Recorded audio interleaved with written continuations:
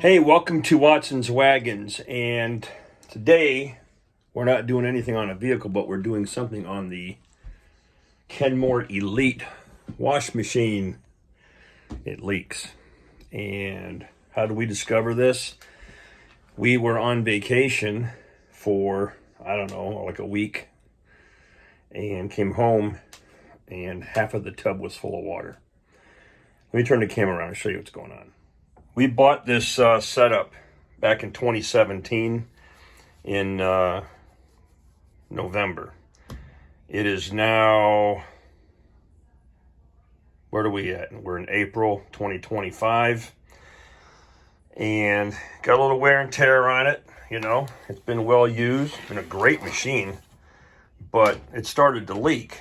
And came home from vacation, half this tub was full of water. We didn't know what the heck was going on. I looked at my wife and said, did you not finish the cycle or something? And I noticed that there was water dripping right from here, okay? And that's kind of where, I'm assuming that's where the rinse water shoots out of or whatever. But I turned off the cold water, and of course that drip stopped.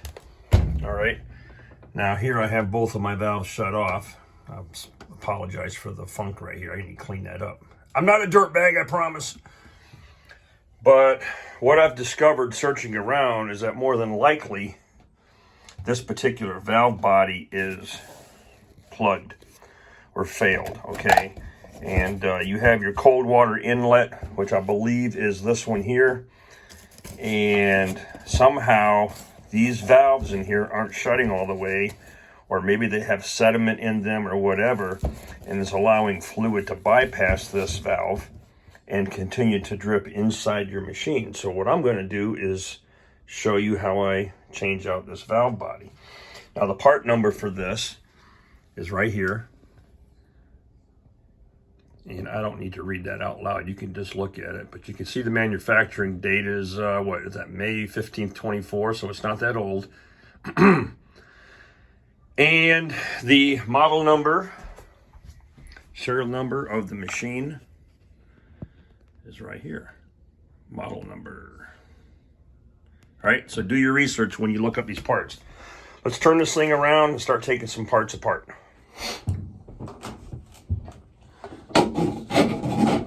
Old nasty, stinky drain hose.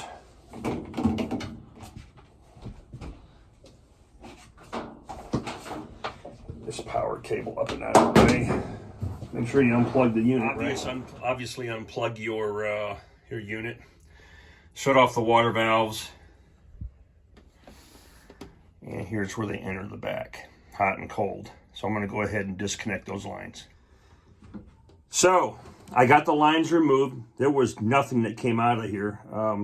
I think that the type of valves that I have, when the system's not pressurized, somehow it unpressurizes the line, or maybe the valves do that job for me.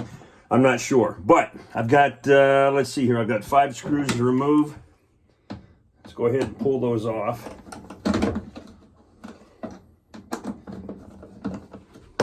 All right.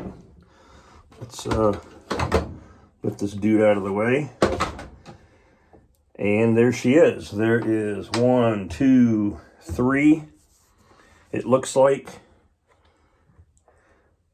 Phillips head screws. We've got a series of electrical connectors. And before I even touch anything, I just want to size this up and take a look at it. And it looks like everything's good.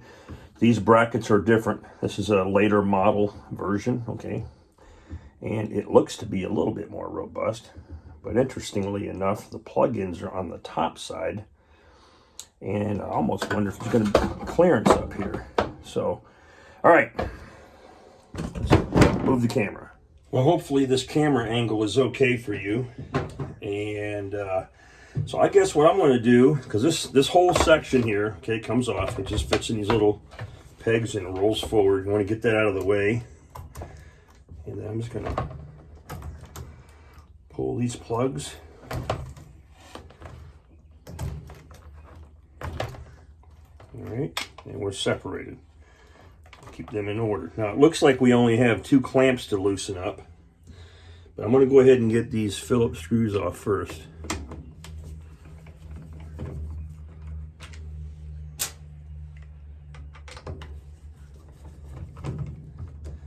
I'll tell you what, if it's this simple, I'm kicking myself for not getting it done months ago. Shame on me. I'm a bad husband. All right, those are loose. Get these little squeeze clamps out of the way, move them back. Come on, Bubba.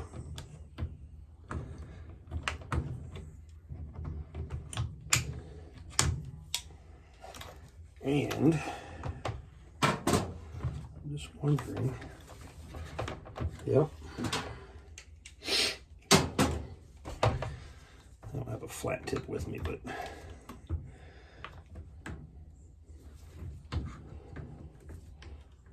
I'm just going to pry that hose back. That might lose some water here, I don't know. Yeah, just a little bit. Right, let's move this one back.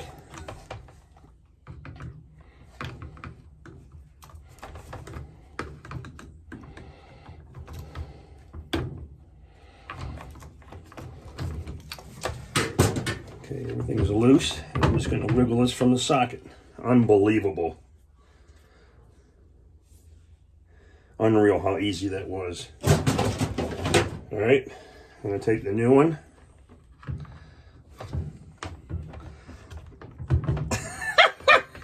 We're going to plug it in. Make sure those little red seals are good in there.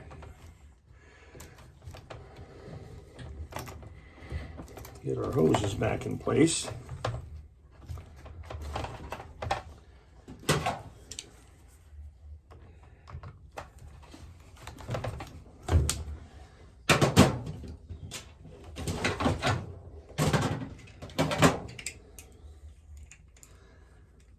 Yeah. All right, so I'm officially shocked at how easy this was, folks.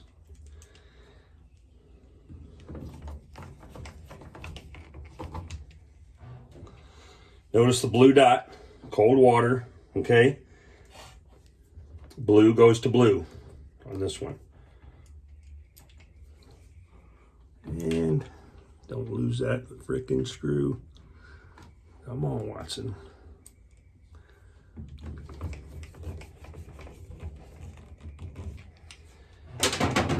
All right, let's reset our clamps.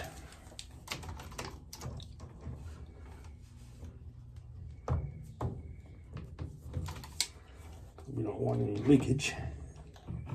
All right, clamps are in place. Let's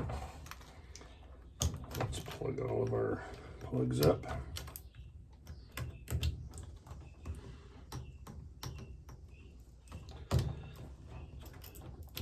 Yeah.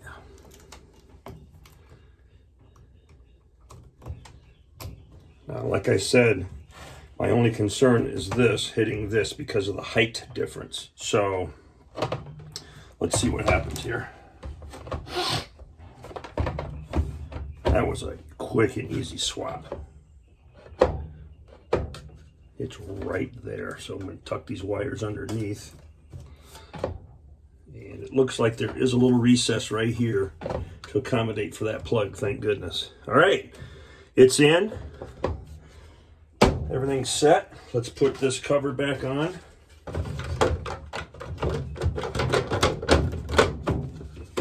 Cover back on. You will have removed 2 long ones, 3 short ones. The 3 short ones go across the top, all right? Your long ones down here at the bottom. All right, let's get the water lines back on. This is my hot water. And look, you don't have to be John Wayne about this, all right? You just snug it down hand tight. You've got rubber seals, and you're dealing with a plastic coupling, so don't get too crazy with it. All right, cold water. You'd be surprised, it seals pretty well. Let's go ahead and turn the water on.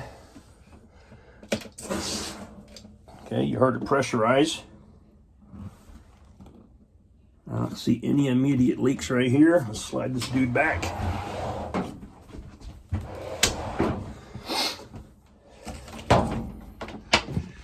We're going to plug it in and test it. Okay.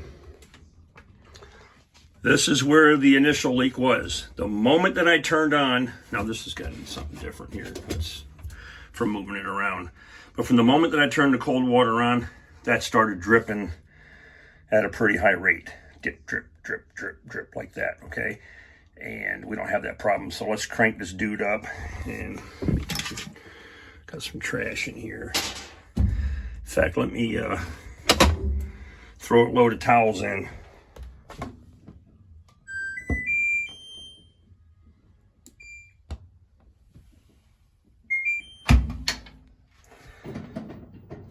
I'll let you know what happens. Well, let's just hang on a minute and see if, make sure the valves actuate. And there it is. Real nice flow.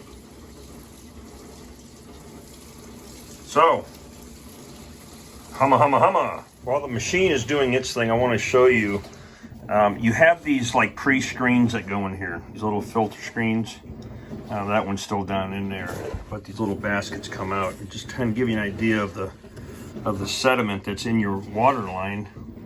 Now, when this house was built and they did all their plumbing and everything, I mean, some of that is probably from that. Pull the screen off. But you can see how much funk that your little filters are catching before it actually ends up in your machine. So, yep. That's something else you can look at too. So maybe your water flow is just slow. Pull off your water lines, pop these caps out, and see how bad they are. Maybe all you need to do is clean these little guys, flush them out, right?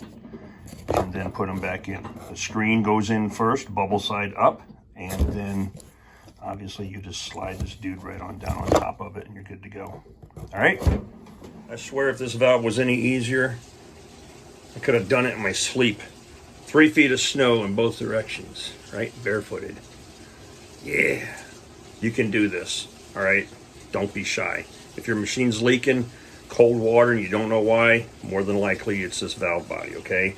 And that's a similar situation for a lot of machines. All right, hope you enjoyed this simple repair video. Take it easy, folks.